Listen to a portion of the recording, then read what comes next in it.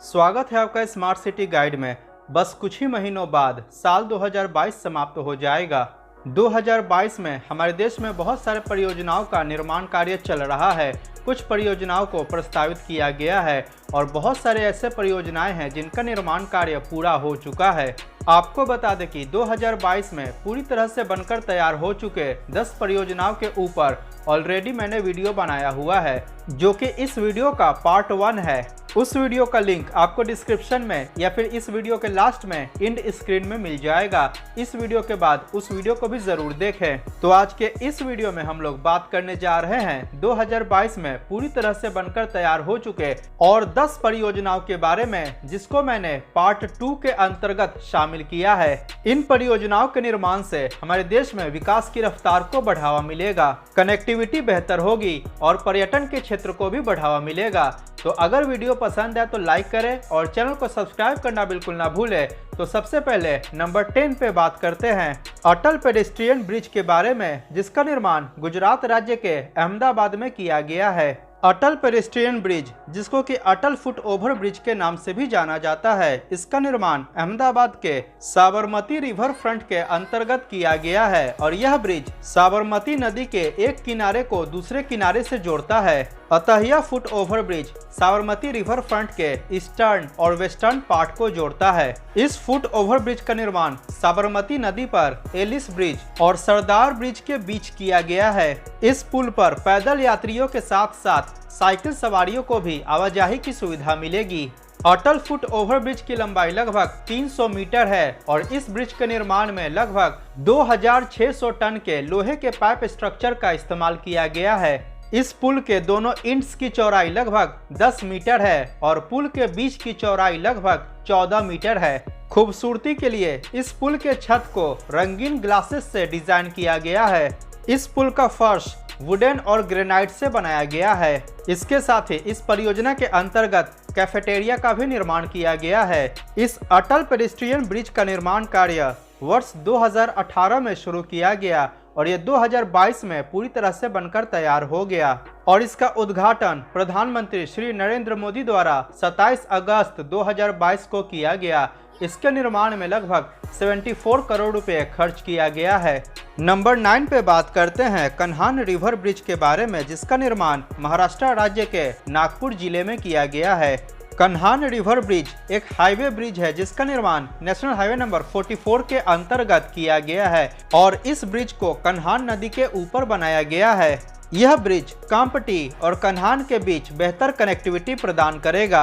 आपको बता दें कि इस ब्रिज के निर्माण के पूर्व कन्हान नदी को पार करने के लिए नेशनल हाईवे नंबर 44 के अंतर्गत केवल 2 लेन हाईवे ब्रिज का ही प्रावधान था, जबकि नेशनल हाईवे नंबर 44 एक 4 लेन का हाईवे है। यानी कि पहले नदी पार करने के दौरान 4 लेन का ट्रैफिक 2 लेन में सिमट जाता था, जिसके कारण ट्रैफिक जैम का लगना आम बात बन चुका था। परंतु नए 2 लेन हाईवे ब्रिज के निर्माण के बाद अब कन्हान नदी को पार करने के लिए 4 लेन हाईवे ब्रिज की कनेक्टिविटी स्थापित हो गई है और ट्रैफिक जैम की समस्या से भी लोगों को छुटकारा मिला है। नए कन्हान रिवर ब्रिज की लंबाई लगभग 415 मीटर है। इस ब्रिज का निर्माण कार्य फरवरी 2014 में शुरू किया गया और इस ब्रिज का उद्घाटन 1 सितंबर 2022 को श्री नितिन गडकरी द्वारा किया गया। इस ब्रिज के निर्माण में लगभग 250 करोड़ रुपए खर्च किया गया है। नंबर 8 पे बात करते हैं न्यू मैंगलोर पोर्ट के मैकेनाइज्ड टर्मिनल के बारे में, जिसका निर्माण कर्नाटक राज्य के मंगलुरु में किया गया है। किसी भी सी पोर्ट के कंटेनर हैंडलिंग कैपेसिटी को बढ़ाने के लिए, खासकर गुड्स के लोडिंग और अनलोडिंग प्रक्रिया को तेज करने के लिए पोर्ट का मैकेनाइजेशन यानी कि यंत्रीकरण काफी जरूरी होता है और इस प्रक्रिया के दौरान आधुनिक टेक्नोलॉजी और मशीनरी को इंस्टॉल किया जाता है, जैसे कि rubber tyred gantry cranes, rail mounted gantry cranes, straddle carriers, ship to shore gantry cranes, reach stacker, empty और laden container handlers, automated RTG system, automated RMG system, automated guided vehicles AGV, automated high bay container storage इत्यादि इस प्रकार के आधुनिक machinery को port terminal के अंतर्गत install किया जाता है, जिसके कारण पोर्ट की कार्गो हैंडलिंग कैपेसिटी और लोडिंग अनलोडिंग फ्रीक्वेंसी काफी बढ़ जाती है। न्यू मैंगलोर पोर्ट के मैकेनाइज्ड कंटेनर टर्मिनल को 9020 फुट इक्विवेलेंट यूनिट्स क्षमता वाले कार्गो वेसल्स को हैंडल करने के लिए डिजाइन किया गया है, यानी कि अब यह पोर्ट पहले की अपेक्षा ज्यादा क्षमता वाले कार्गो वेसल्स को हैंडल कर पाएगा और उनके गुड्स की लोडिंग और अनलोडिंग पहले की अपेक्षा और भी कम समय में किया जाएगा। और अगर इस मैकेनाइज्ड टर्मिनल के कार्गो हैंडलिंग कैपेसिटी की बात करें तो यह 2.4 लाख TEUs को हैंडल कर सकता है। और इतना ही नहीं, 2024 तक इसकी कार्गो हैंडलिंग कैपेसिटी बढ़कर 4 लाख TEUs हो जाएगी।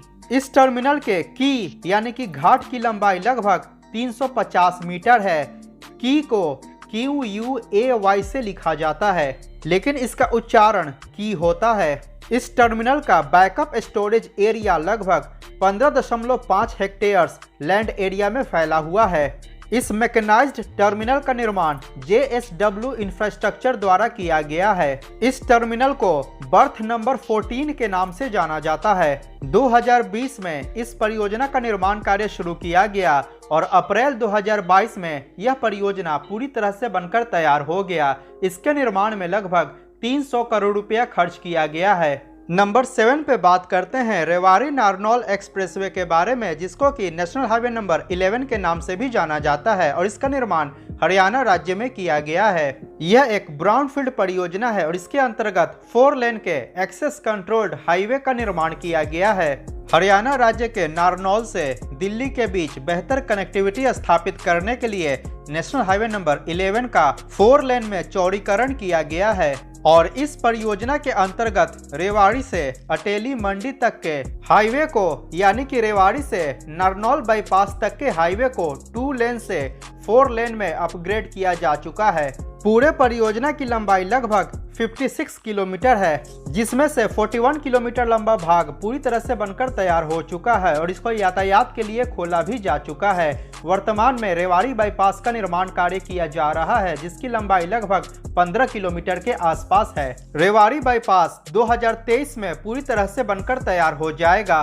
ट्रैफिक जैम की समस्या से छुटकारा पाने के लिए इस हाईवे परियोजना के अंतर्गत घनी आबादी वाले क्षेत्रों में 5 वेहिकुलर अंडरपास और 2 फ्लाईओवर्स का निर्माण किया गया है और अटेली में बाईपास का निर्माण किया गया है। इसके साथ ही हाईवे के दोनों साइड सर्विस रोड का भी निर्माण किया गया है। इस परियोजना का निर्माण कार्य जनवरी 2020 में शुरू किया गया और यह परियोजना नारनौल बाईपास से रेवाड़ी तक जुलाई 2022 में पूरी तरह से बनकर तैयार हो गया और इसका उद्घाटन श्री नितिन गडकरी द्वारा किया गया। अटेली मंडी से रेवाड़ी तक के खंड की लंबाई लगभग 30.45 किलोमीटर है और इस खंड के निर्माण में लगभग 580 करोड़ रुपए खर्च किया गया है। इस खंड के निर्माण के बाद रेवाड़ी से नारनौल के बीच की दूरी को मात्र 50 मिनट में पूरा किया जा सकेगा। पहले इस दूरी को पूरा करने में लगभग 2 घंटे का समय लग जाता था। यात्रियों की सुविधाओं के लिए एक्सप्रेसवे के किनारे रेस्ट एरिया का भी निर्माण किया गया है। रेवाड़ी बाईपास के निर्माण के बाद नारनौल से दिल्ली तक का सफर मात्र 3 घंटे में पूरा किया जा सकेगा। रेवाड़ी बाईपास एक ग्रीनफील्ड परियोजना है और इसके निर्माण में लगभग 800 करोड़ रुपए खर्च किया जा रहा है और इस पूरे रेवाड़ी नारनौल एक्सप्रेसवे परियोजना के निर्माण में लगभग 1500 करोड़ रुपए खर्च किया जा रहा है। यह परियोजना NHAI के अंतर्गत आता है और इसका निर्माण कार्य HG इंफ्रा इंजीनियरिंग द्वारा किया जा रहा है। अब नंबर 6 पे बात करते हैं न्यू कोइलवर ब्रिज के बारे में, जिसका निर्माण बिहार राज्य में किया गया है। न्यू कोइलवर ब्रिज को वशिष्ठ नारायण सेतु के नाम से भी जाना जाता है और इसके निर्माण से पटना और आरा के बीच कनेक्टिविटी और भी ज्यादा बेहतर हो गई है। इस ब्रिज का निर्माण सोन नदी के ऊपर किया गया है। यह ब्रिज एक 6 लेन का हाईवे ब्रिज है और यह नेशनल हाईवे नंबर 922 के अंतर्गत आता है। आपको बता दें कि न्यू कोइलवर ब्रिज के निर्माण के पूर्व सोन नदी पर ओल्ड कोइलवर ब्रिज, जिसको कि अब्दुल बारी सेतु के नाम से जाना जाता है, यातायात के लिए इस ब्रिज का उपयोग किया जाता था। अब्दुल बारी सेतु एक रेल कम रोड ब्रिज है और यह ब्रिज लगभग 159 वर्ष पुराना है। इसी कारण से वर्तमान में अब्दुल बारी सेतु की अवस्था काफी जर्जर हो चुकी है। अब्दुल बारी सेतु का जो रोड सेक्शन है वो ठीक तरीके से 2 लेन भी नहीं है। इसी कारण से ट्रैफिक जैम का लगना इस ब्रिज पर आम बात बन चुका था। अतः इन्हीं सभी समस्याओं से छुटकारा पाने के लिए नए कोइलवर ब्रिज का निर्माण किया गया और इसका निर्माण पुराने कोइलवर ब्रिज के समानांतर किया गया। जैसा कि मैंने आपको बताया कि न्यू कोइलवर ब्रिज एक 6 लेन का ब्रिज है, तो सबसे पहले दिसंबर 2020 में श्री नितिन गडकरी द्वारा इसके 3 लेन का उद्घाटन किया गया और इसी के साथ इस ब्रिज पर यातायात शुरू हुआ और मई 2022 में इस ब्रिज के बाकी के 3 लेन का उद्घाटन भी श्री नितिन गडकरी द्वारा किया जा चुका है, जिसके कारण पटना से आरा और बक्सर के बीच कनेक्टिविटी और भी ज्यादा बेहतर हो गई है। न्यू कोइलवर ब्रिज की कुल लंबाई 1528 मीटर यानी कि 1.528 किलोमीटर है। जैसा कि आपको पता है कि वर्तमान में पटना आरा बक्सर हाईवे को 4 लेन में कन्वर्ट किया जा रहा है, तो इसी हाईवे परियोजना के अंतर्गत न्यू कोइलवर ब्रिज का निर्माण किया गया। न्यू कोइलवर ब्रिज का निर्माण कार्य जनवरी 2018 में शुरू किया गया था। इस पूरे ब्रिज की चौड़ाई लगभग 32 मीटर है, यानी कि प्रत्येक साइड के ब्रिज की चौड़ाई लगभग 16 मीटर है। इस पूरे ब्रिज के अंतर्गत इसके दोनों साइड 41.3 मीटर लंबाई के 74 स्पैन्स का निर्माण किया गया है। इस ब्रिज के प्रत्येक साइड के कैरेजवे की चौड़ाई लगभग 13 मीटर है। इसी के साथ पैदल पुल पार करने के लिए इस ब्रिज के दोनों किनारे पर पेडेस्ट्रियन फुटपाथ का भी निर्माण किया गया है। इस ब्रिज के निर्माण में लगभग 266 करोड़ रुपए खर्च किया गया है। यह परियोजना NHAI के अंतर्गत आता है और इसका निर्माण SP Singla constructions private limited द्वारा किया गया है। नंबर 5 पे बात करते हैं महाकाल कॉरिडोर फेज 1 के बारे में, जिसका निर्माण मध्य प्रदेश के उज्जैन शहर में किया गया है। विश्व प्रसिद्ध महाकाल मंदिर का पहला चरण पूरा हो चुका है और इसका उद्घाटन 11 अक्टूबर 2022 को श्री नरेंद्र मोदी द्वारा किया गया। आपको बता दें कि महाकाल परिसर का विस्तार 20 हेक्टेयर्स में किया जा रहा है। विस्तार के बाद महाकाल मंदिर परिसर उत्तर प्रदेश के वाराणसी में स्थित काशी विश्वनाथ कॉरिडोर से लगभग 4 गुना बड़ा हो जाएगा। इसके पहले महाकाल मंदिर परिसर मात्र 2 हेक्टेयर्स में फैला हुआ था, लेकिन इसको विस्तार करके 20 हेक्टेयर्स में बनाया जा रहा है और इसका फेज 1 पूरी तरह से बनकर तैयार भी हो चुका है। इस कॉरिडोर के अंतर्गत देवी देवताओं की अद्भुत प्रतिमाओं का निर्माण किया गया है। भगवान शिव के ही 190 रूप को प्रदर्शित किया गया है। इस कॉरिडोर का निर्माण पौराणिक सरोवर रुद्र सागर के किनारे किया जा रहा है। यहाँ भगवान शिव, देवी सती और हिंदू धर्म से जुड़ी लगभग 200 मूर्तियों का निर्माण किया गया है। इसके साथ ही वॉल पेंटिंग के द्वारा भी देवी देवताओं के चित्रों को दर्शाया गया है। श्रद्धालु हर एक वॉल पेंटिंग पर स्कैन करके उनके बारे में कथा सुन सकेंगे। महाकाल कॉरिडोर के अंतर्गत देश का पहला नाइट गार्डन भी बनाया गया है। इसके पहले चरण में महाकाल पथ, रुद्र सागर का सौंदर्यीकरण, विश्राम धाम आदि काम पूरे हो गए हैं। विस्तार के बाद महाकाल मंदिर के सामने का मार्ग 70 मीटर चौड़ा हो गया है। महाकाल मंदिर चौराहे तक का मार्ग 24 मीटर चौड़ा किया गया है। इसके साथ ही परिसर के अंतर्गत पार्किंग लॉट का भी निर्माण किया गया है। सुंदरता के लिए वाटर फाउंटेन का भी निर्माण किया गया है। रुद्र सागर पर श्रद्धालुओं की सुविधा के लिए एक ब्रिज का भी निर्माण किया गया है। 16 करोड़ की लागत से तैयार किया गया इस ब्रिज की लंबाई लगभग 210 मीटर है। इस कॉरिडोर का विस्तारीकरण 7 मार्च 2019 को शुरू किया गया था। यह मंदिर परिसर इतना विशाल है कि पूरा मंदिर घूमने में लगभग 5 से 6 घंटे का समय लग जाएगा। इस कॉरिडोर में शिव तांडव स्त्रोत से लेकर शिव विवाह और अन्य प्रसंगों को भी काफी खूबसूरती से दर्शाया गया है। आपको बता दें कि इस कॉरिडोर के दूसरे चरण में महाराजवाड़ा परिसर विकास, रुद्र सागर जीर्णोद्धार, छोटा रुद्र सागर तट, राम घाट का सौंदर्यीकरण, पार्किंग एवं पर्यटन सूचना केंद्र, हरि फाटक पुल का चौड़ीकरण, रेलवे अंडरपास, रुद्र सागर पर पैदल पुल, महाकाल द्वार एवं प्राचीन मार्ग, बेगम बाग मार्ग इत्यादि का रीडेवलपमेंट और निर्माण किया जाएगा। इस कॉरिडोर का दूसरा चरण 2023 में बनकर तैयार होगा। इस कॉरिडोर के अंतर्गत 18,000 बड़े पौधे लगाए गए हैं। इसके साथ ही mobile locker, convenience shops, integrated command and control centre, pedestrian walkways, CCTV camera, display board इत्यादि की भी सुविधा प्रदान की गई है। उज्जैन महाकाल कॉरिडोर के फेज 1 के निर्माण में लगभग 316 करोड़ रुपए खर्च किया गया है और पूरे परियोजना के निर्माण में 850 करोड़ रुपया खर्च किया जा रहा है। नंबर 4 पे बात करते हैं सेंट्रल विस्टा एवेन्यू रीडेवलपमेंट के बारे में, जिसका निर्माण दिल्ली एनसीआर में किया गया है। जैसा कि आप लोग जानते हैं कि सेंट्रल विस्टा रीडेवलपमेंट प्रोजेक्ट एक महत्वाकांक्षी परियोजना है जिसका वर्तमान में निर्माण कार्य किया जा रहा है और यह परियोजना हमारे देश के प्रधानमंत्री श्री नरेंद्र मोदी जी का ड्रीम प्रोजेक्ट भी है। और इस सेंट्रल विस्टा परियोजना के अंतर्गत बहुत सारे बिल्डिंग्स का भी निर्माण कार्य चल रहा है, जैसा कि new parliament building, common central secretariat, prime minister और वाइस प्रेसिडेंट के लिए न्यू रेजिडेंस बिल्डिंग, नया PMO building, central conference centre इत्यादि भवनों का निर्माण कार्य चल रहा है। इसके साथ ही सेंट्रल विस्टा के कुछ परिसर का निर्माण कार्य पूरा भी कर लिया गया है, जिसका उद्घाटन प्रधानमंत्री श्री नरेंद्र मोदी द्वारा 8 सितंबर 2022 को किया जा चुका है। Central Vista Avenue Vijay Chowk से इंडिया गेट तक फैला हुआ है और आपको बता दें कि दिल्ली का ऐतिहासिक राजपथ अब कर्तव्य पथ के नाम से जाना जाएगा।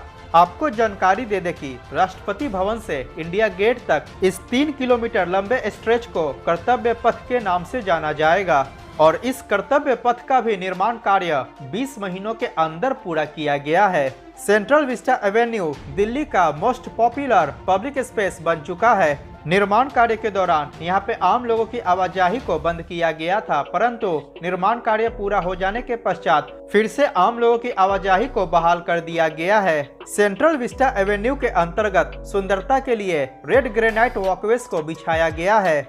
इसके साथ ही 1.1 लाख वर्ग मीटर क्षेत्र में ग्रीनरी फैला हुआ है। लोगों की सुविधाओं के लिए सार्वजनिक जन सुविधा केंद्रों का भी निर्माण किया गया है। 1033 लाइट पोल्स को भी इंस्टॉल किया गया है। 114 स्टेप्ड गार्डन्स हैं, जो कि इस पूरे परिसर को और भी ज्यादा खूबसूरत बनाता है। सेंट्रल विस्टा एवेन्यू के अंतर्गत 1490 पुराने मैनहोल्स को नए मॉडर्न लुक मैनहोल्स में रिप्लेस किया गया है और सुरक्षा के दृष्टिकोण से 987 कंक्रीट बोलार्ड्स का भी निर्माण किया गया है एवं जगह जगह पर सीसीटीवी कैमरे को भी इंस्टॉल किया गया है। पर्यटन को बढ़ावा देने के लिए सेंट्रल विस्टा एवेन्यू के अंतर्गत वाटर कैनाल का भी निर्माण किया गया है और इस वाटर कैनाल के कारण सेंट्रल विस्टा एवेन्यू की सुंदरता कई गुना बढ़ जाती है। सेंट्रल विस्टा एवेन्यू के निर्माण में 477 करोड़ रुपए खर्च किया गया है। सितंबर 2019 में भारत सरकार द्वारा सेंट्रल विस्टा रीडेवलपमेंट प्रोजेक्ट को प्रस्तावित किया गया। 10 दिसंबर 2020 को सेंट्रल विस्टा रीडेवलपमेंट परियोजना की आधारशिला रखी गई। आपको बता दें कि सेंट्रल विस्टा रीडेवलपमेंट परियोजना के अंतर्गत 44 नए बिल्डिंग्स का निर्माण कार्य किया जाना है और यह पूरा प्रोजेक्ट लगभग 4 स्क्वायर किलोमीटर एरिया में फैला हुआ है। सेंट्रल विस्टा रीडेवलपमेंट प्रोजेक्ट के निर्माण में लगभग 13,450 करोड़ रुपए खर्च किया जा रहा है और यह 2025 या 2026 तक पूरी तरह से बनकर तैयार हो जाएगा। नंबर 3 पे बात करते हैं अहमदाबाद मेट्रो फेज 1 के बारे में, जिसका निर्माण गुजरात राज्य के अहमदाबाद शहर में किया गया है। अहमदाबाद मेट्रो रेल परियोजना के फर्स्ट फेज में 2 मेट्रो कॉरिडोर का निर्माण किया गया है। पहला ईस्ट वेस्ट कॉरिडोर और दूसरा north south corridor. Ahmedabad metro का ईस्ट वेस्ट कॉरिडोर वस्त्राल गांव से शुरू होकर थालतेज में जाकर समाप्त होता है और इस मेट्रो कॉरिडोर की कुल लंबाई 21.16 किलोमीटर है। इस रूट के अंतर्गत टोटल 18 स्टेशंस आते हैं। आपको बता दें कि ईस्ट वेस्ट मेट्रो कॉरिडोर का 6.5 किलोमीटर लंबा भाग ऑलरेडी 4 मार्च 2019 से ऑपरेशनल है, जो कि अहमदाबाद मेट्रो का प्राइमरी कॉरिडोर था। यह 6.5 किलोमीटर लंबा भाग वस्त्राल गांव से अपैरल पार्क के बीच है और इसके अंतर्गत कुल मिलाकर 6 मेट्रो स्टेशंस का निर्माण किया गया है। परंतु अब ईस्ट वेस्ट कॉरिडोर का अपैरल पार्क से थालतेज के बीच का कॉरिडोर भी ऑपरेशनल हो चुका है और इस खंड की लंबाई 14.66 किलोमीटर है और इस खंड के अंतर्गत 12 मेट्रो स्टेशंस का निर्माण किया गया है। ईस्ट वेस्ट मेट्रो कॉरिडोर के अंतर्गत ही 6.6 किलोमीटर लंबाई के अंडरग्राउंड सेक्शन का भी निर्माण किया गया है और इस अंडरग्राउंड सेक्शन के अंतर्गत 4 मेट्रो स्टेशन आते हैं। इसके अलावा बाकी का पूरा कॉरिडोर एलिवेटेड बना हुआ है। अब बात करते हैं फेज 1 के अंतर्गत ही निर्माण किया गया दूसरा कॉरिडोर नॉर्थ साउथ कॉरिडोर के बारे में। नॉर्थ साउथ मेट्रो कॉरिडोर का निर्माण मोटेरा स्टेडियम से एपीएमसी के बीच किया गया है और इस कॉरिडोर की कुल लंबाई 18.87 किलोमीटर है। यह पूरा कॉरिडोर एलिवेटेड है और इसके अंतर्गत टोटल 15 मेट्रो स्टेशंस का निर्माण किया गया है। इस कॉरिडोर के निर्माण हो जाने के कारण नरेंद्र मोदी क्रिकेट स्टेडियम और सरदार वल्लभ भाई पटेल स्पोर्ट्स इनक्लेव की रेस्ट ऑफ अहमदाबाद से कनेक्टिविटी और भी ज्यादा बेहतर हो जाएगी। इसके साथ ही यह कॉरिडोर साबरमती रेलवे स्टेशन से भी बेहतर कनेक्टिविटी प्रदान करेगा। अहमदाबाद मेट्रो के फेज 1 का उद्घाटन 30 सितंबर 2022 को हमारे देश के प्रधानमंत्री श्री नरेंद्र मोदी द्वारा किया गया।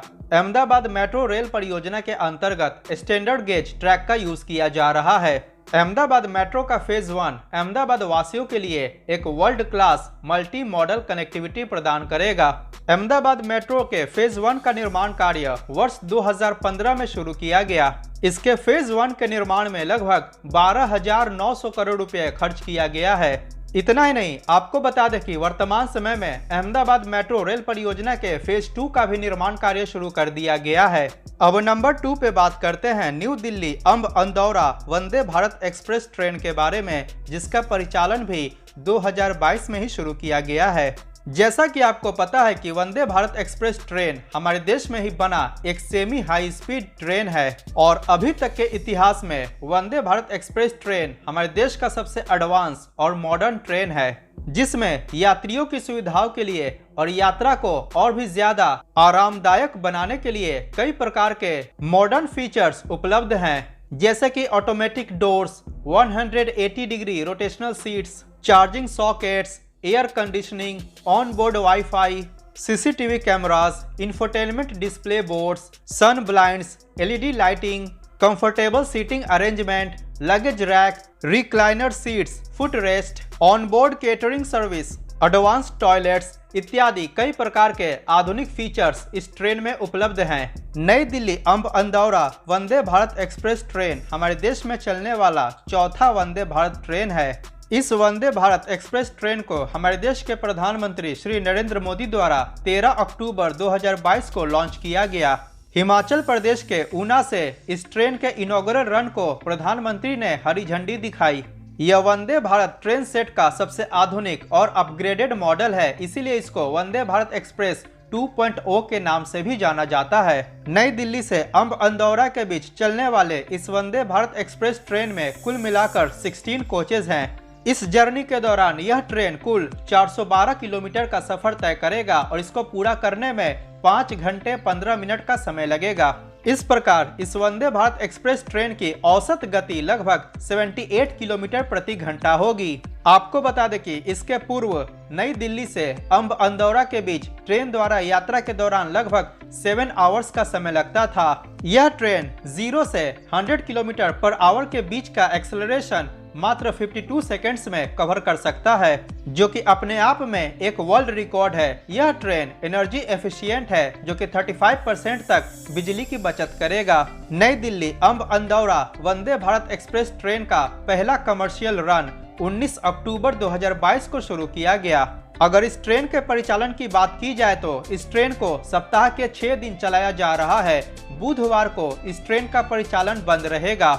नई दिल्ली और अंब अंदौरा के बीच चलने वाले इस वंदे भारत एक्सप्रेस ट्रेन का स्टॉपेज अंबाला कैंट, चंडीगढ़, आनंदपुर साहिब और ऊना स्टेशनों पर होगा। इस ट्रेन के परिचालन के कारण दिल्ली से चंडीगढ़ के बीच की दूरी को भी मात्र 3 घंटे में पूरा किया जा सकेगा। न्यू दिल्ली से अंब अंदौरा के बीच इस ट्रेन को 22447 ट्रेन नंबर से चलाया जा रहा है। सुबह 5:50 पर यह ट्रेन नई दिल्ली रेलवे स्टेशन से रवाना होती है और 8 बजे अंबाला कैंट, 8:40 पर चंडीगढ़, 10 बजे आनंदपुर साहिब, 10:34 पर ऊना और 11:05 पर अंब अंदौरा में अपनी यात्रा को समाप्त करती है। इसके बाद रिटर्निंग जर्नी में इस ट्रेन को अंब अंदौरा से दिल्ली तक 22448 ट्रेन नंबर से चलाया जा रहा है और यह ट्रेन दोपहर के 1 बजे अम्ब अंदौरा से अपनी यात्रा को प्रारंभ करती है और 1:21 पर ऊना, 2:08 पर आनंदपुर साहिब, 3:25 पर चंडीगढ़, 4:13 पर अंबाला कैंट पहुंचती है और शाम के 6:25 पर नई दिल्ली में अपनी यात्रा को समाप्त करती है। चंडीगढ़ में इस ट्रेन का हॉल्ट 5 मिनट का है और बाकी सभी स्टेशनों पर इस ट्रेन का हॉल्ट 2 मिनट का है। इस ट्रेन में 2 क्लास है, पहला एसी चेयर कार और दूसरा executive chair car. Vande Bharat express 2.0 के एक ट्रेन सेट को बनाने में लगभग 115 करोड़ रुपए खर्च किया गया है और आने वाले कुछ वर्षों के अंदर इस प्रकार के 400 नए Vande Bharat express train set का निर्माण किया जाएगा। अब नंबर 1 पे बात करते हैं Gandhinagar capital Mumbai central Vande Bharat express train के बारे में, जिसका परिचालन भी 2022 में ही शुरू किया गया। यह वंदे भारत एक्सप्रेस ट्रेन हमारे देश में चलने वाला तीसरा वंदे भारत एक्सप्रेस ट्रेन है और 30 सितंबर 2022 को इसका परिचालन हमारे देश के प्रधानमंत्री श्री नरेंद्र मोदी द्वारा शुरू किया गया और गांधीनगर में इस ट्रेन के इनॉग्रल रन को प्रधानमंत्री द्वारा हरी झंडी दिखाई गई। यह ट्रेन मुंबई से गांधीनगर के बीच अपनी यात्रा के दौरान सूरत, वडोदरा, अहमदाबाद होते हुए जाती है और इस दौरान यह लगभग 520 किलोमीटर का सफर तय करती है, जिसको कि यह 6 घंटे 15 मिनट में पूरा करती है। इस प्रकार इस वंदे भारत एक्सप्रेस ट्रेन की औसत गति 83 किलोमीटर प्रति घंटा होगी और इस ट्रेन द्वारा मुंबई से अहमदाबाद के बीच की दूरी को पूरा करने में लगभग 5 घंटे 15 मिनट का समय लगता है। आपको बता दें कि इस वंदे भारत एक्सप्रेस ट्रेन का ट्रायल रन 180 किलोमीटर प्रति घंटे की रफ्तार पर किया जा चुका है, लेकिन वर्तमान में हमारे देश में इस प्रकार के रेलवे ट्रैक मौजूद नहीं है। इसी कारण से वंदे भारत एक्सप्रेस ट्रेन को अधिकतम 130 किलोमीटर प्रति घंटे की रफ्तार पर चलाया जाता है, लेकिन Vande Bharat express train 200 kilometre प्रति घंटे की रफ्तार पर भी चलने में सक्षम है। Gandhinagar capital Mumbai central Vande Bharat express train का परिचालन सप्ताह के 6 दिन किया जाता है। रविवार को इस ट्रेन का परिचालन बंद रहता है। इस ट्रेन में टोटल 16 कोचेज हैं और इसमें भी 2 क्लास है, पहला एसी चेयर कार और दूसरा executive chair car. Mumbai central से गांधीनगर कैपिटल के बीच चलने वाले वंदे भारत एक्सप्रेस ट्रेन को ट्रेन नंबर 20901 के नाम से जाना जाता है। यह ट्रेन सुबह 6:10 से मुंबई सेंट्रल से रवाना होती है और 8 बजे वापी, 8:55 पर सूरत, 10:13 पर वडोदरा, 11:25 पर अहमदाबाद पहुंचती है और दोपहर के 12:25 पर गांधीनगर कैपिटल में अपनी यात्रा को समाप्त करती है और रिटर्निंग जर्नी के दौरान इस ट्रेन को गांधीनगर कैपिटल से मुंबई सेंट्रल के बीच ट्रेन नंबर 20902 के नाम से चलाया जाता है और यह ट्रेन दोपहर के 2:05 से गांधीनगर कैपिटल रेलवे स्टेशन से अपनी यात्रा को प्रारंभ करती है। 2:25 पर अहमदाबाद, 3:53 पर वडोदरा, 5:10 पर सूरत, 6:13 पर वापी पहुंचती है और शाम के 8:15 पर मुंबई सेंट्रल रेलवे स्टेशन पर अपनी यात्रा को समाप्त करती है। 16 कोचेज वाली वंदे भारत एक्सप्रेस ट्रेन पर 1128 पैसेंजर्स यात्रा कर सकते हैं। तो यह थी 2022 में हमारे देश में बनकर तैयार हो चुकी 10 परियोजनाओं के बारे में जानकारी। इस वीडियो सीरीज का पार्ट 1 देखने के लिए स्क्रीन पर दिख रहे वीडियो पर अवश्य क्लिक करें, जहां आपको 10 और पूरे हो चुके परियोजनाओं के बारे में जानकारी मिलेगी। अगर वीडियो पसंद आया हो तो लाइक करें और चैनल को सब्सक्राइब करना बिल्कुल ना भूलें। मिलते हैं अगली वीडियो में। जय हिंद, वंदे मातरम।